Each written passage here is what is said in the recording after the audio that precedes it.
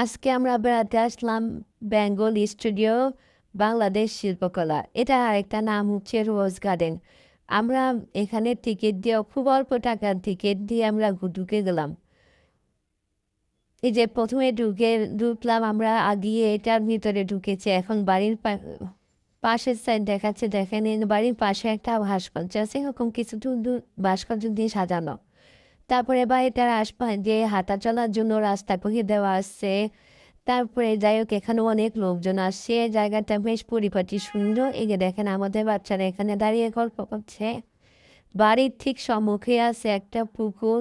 পুকুরটা বেশ সুন্দর, অনেক বড় না, চারপাশে গাছ গাছরা আছে। পুকুরে পানিগুলি টল টল করতেছে, যেহেতু হয়তো এখানে টুরিস্টরা আছে তাই পানিগুলো পরিষ্কার রাখে। এই যে দেখেন ঘাটলা বাঁধানো আছে, বসার জন্য জায়গা আছে, এখানে সবাই বসে গল্প করতেছে। অনেকে পুকুরের ঘাটলা দাঁড়িয়ে হাত পা ধুতেছে, ছবি তুলতেছে। আমরা এখানে আসলাম, দেখলাম। আমরা চারপাশটা ঘুরে ঘুরে দেখবো। এই আজকে এই যে দেখেন, এই যে ঠিক সামনে হুমায়ুন সাহেব বাড়িটা